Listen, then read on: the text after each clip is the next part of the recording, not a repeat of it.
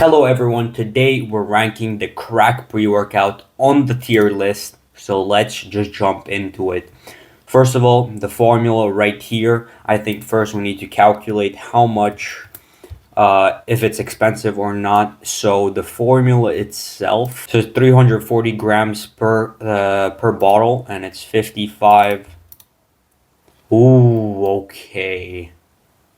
So if you don't know what this means it's pretty damn expensive. Yeah, this means it's like really expensive.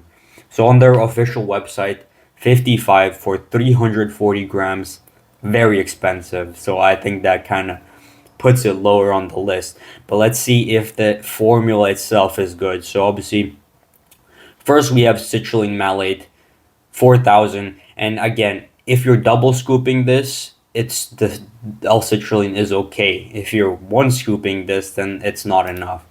So for L-citrulline, again, we have this review right here. And pretty much what it said is that citrulline malate does work. However, you need 6 to 8 grams of it. So if you double scoop this, yes, then the L-citrulline is enough. However, if you're double scooping this, that means this price just goes up that much more. It doubles the price if you double scoop this pre-workout, because your pre-workout is going to run out twice as fast. So this L-citrulline is a bit underdosed, I would say. Moving on to beta-alanine. Obviously, for beta-alanine, we know that we need to drink at least 4 to 6 grams per day over a period of at least 2 weeks. So that means if you want beta-alanine to actually work, first of all, you need 4 to 6 grams. So this right here is very, very underdosed. Not even double scooping this is going to give enough. That's why I kind of hate beta-alanine, and when pre-workouts put them in there in the pre-workout mixture, because if you want beta-alanine to work, you need to be drinking beta-alanine 4 to 6 grams every single day for 2 weeks for it to even work. Because beta-alanine, let me give you an example. If you take it one day and then you don't do anything, beta-alanine will not work no matter how much you took. However, if you take beta-alanine 4 to 6 grams every single day for 2 weeks, then it will work. And even at that, even if you do that, we have this research right here, and it suggests that even if you take all that for 2 weeks, the effect is small to non-significant. So I think the research right now says that beta-alanine is not really that good. Plus, in this formula, it's very underdosed. Next, we move on to agmatine sulfate. And for agmatine sulfate, I have this research right here. I'm not quite sure if it's that reliable, but there was no PubMed publications on this. But what this research pretty much says that agmatine sulfate does not do that much in a pre-workout. So they don't suggest that you should be taking agmatine sulfate to improve performance. However, I do believe that there should be a bit more studies on this. So right now, I would say that there's no point of agmatine sulfate. There could be. Right now, there is no point. Next, we move on to arginine nitrate. So for arginine, this research right here pretty much found that there's no difference between taking just L-arginine and taking L-arginine plus nitrate. So mixing arginine nitrate, there's no real point. Just take normal arginine, that's probably best. And when they took L-arginine, there was added there was greater nitric oxide availability in the body, which I suppose is better for working out. However, also not that great of there's a pretty much blood flow. So you can get better pumps with L-arginine. However, there's no point in adding the nitrate. So it's all right. Yikes.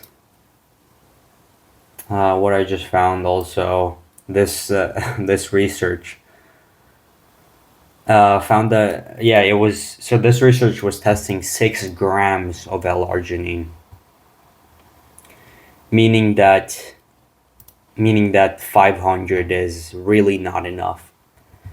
So arginine itself is good. Arginine nitrate, no point of the nitrate, and this is severely underdosed. That probably takes a bit off from this pre-workout. But let's move on to beetroot powder. For beetroot powder, we have this study right here. And pretty much what it found is that it just increases your time to exhaustion. So just you fatigue later. But however, this also is, I think beetroot powder is mostly for people who do cardio or higher intensity, or like, let's say cycling or running. Example, if you're cycling or running, then you should probably take beetroot powder. But I'm not quite sure if it's that good on training uh, just for muscle. Okay, so the peak value of, yeah, it's alright for working out. Yeah. So this beetroot powder is okay. Then we move on to norvaline. For L-norvaline, there's different kinds of research. Mostly it suggests that it works good with L-arginine and L-citrulline, which means for this pre-workout it's pretty good because it has both those things and increases nitric oxide and absorption of L-arginine. However, this research right here says that it's bad. But this research I don't think is that reliable. I think this one is a bit more reliable. But also, what this research pretty much said is that it needs a bit more research done on it. So here, pre-workout supplements should continue to be explored in effort to further define which situations and athletes may benefit from its use. And this was like a study on a lot of ingredients. So it's not too much studies on L-norvaline suggesting if it's good or bad. Some suggest that it has synergistic effect with arginine and citrulline. Right now, I would kind of say it's okay. It's okay, I suppose. Then we move on to choline bitrate. And choline bitrate I already talked about in the last video, I believe, and pretty much last video where I talked about literally every single ingredient in pre-workouts. You can go check that out. I'm gonna put it up in the corner. You can check that out. But choline, this research showed that it's good in older adults, in keeping lean mass on. There's no real research for working out or for younger people. Like here, it showed that it was good, but it was good for 50 to 69-year-olds. It was tested on 50 to 69-year-olds. And it was good for the effect of age-associated loss of muscle function. I wouldn't say that there's real research saying that it's good for working out and for young people. So, meh. Very meh. Then we move on to caffeine anhydrous, or just caffeine. And for caffeine, I think this is my most favorite thing to talk about. So, caffeine, research suggests, and you can fight me, honestly, fight me, but the research suggests that you should be drinking 6 milligrams per kilogram. So 6, if you're 70 kilos, you should be drinking 400 milligrams of caffeine to actually increase performance. Like, fight me. That's what the research says, you know. But right here, so if we take that into account, that you should be drinking around 400 milligrams per 400 milligrams of caffeine, then 200 is definitely not enough. But even on 200, you're going to feel it. Again, example, if you take 200, you're going to feel awake, you're going to feel better, you're going to feel like you can do shit. If you take 400, you're actually going to be stronger. So, you choose you. You do you. Um, Again, if you double scoop this, then yes, the caffeine is enough, but then the pre-workout becomes twice as expensive, and I don't think you want to do that. Next, granarium extract. So granarium or DMAA, uh, I wouldn't suggest that it's good. You see all these videos saying, "Oh my God, I'm gonna take so much DMAA and my workout's gonna be insane." No, no, it's like it's like example people thinking that they can take a lot of caffeine and it's just gonna get better and better and better. Your workouts are gonna get better and better. But there's a certain spot where you take too much caffeine and your workouts just become miserable and you can't work out because your blood pressure and your heart rate is through the roof. Same thing can happen with DMAA. There's first of all, there's no scientific evidence that there's little scientific evidence that DMAA is good. Plus, there's a lot of scientific evidence that suggests that it can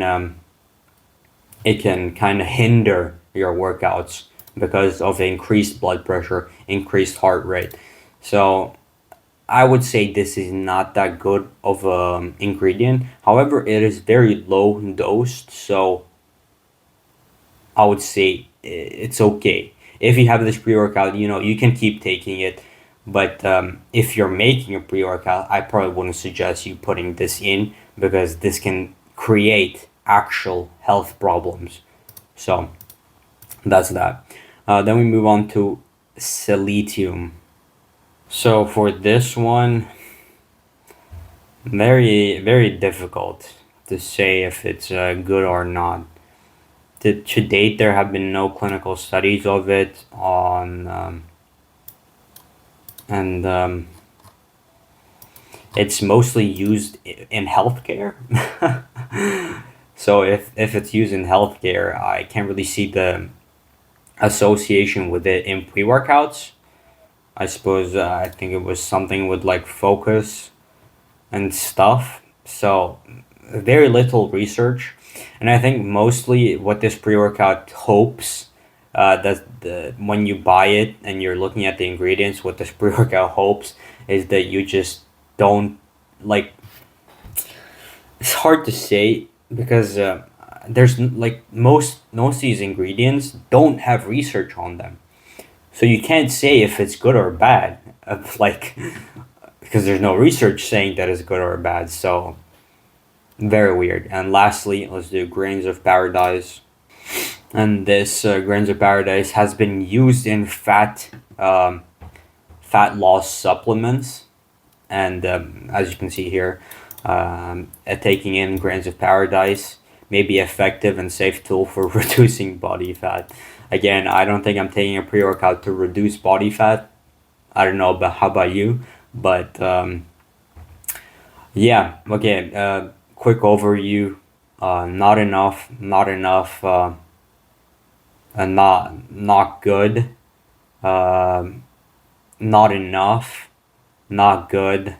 Not good. Not good. Not enough. Not good.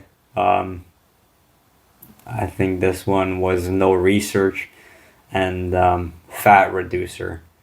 And plus, it's very expensive. So while crack pre-workout is very, very overhyped, I would even say it is overhyped. It does not have enough good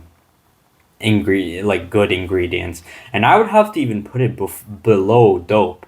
It does have some better ingredients, I will say, than dope, but it is a lot more expensive. So um, somewhere here, honestly, I know there's some people who love the crack pre-workout, but I'm sorry, but the research is there, and fight me.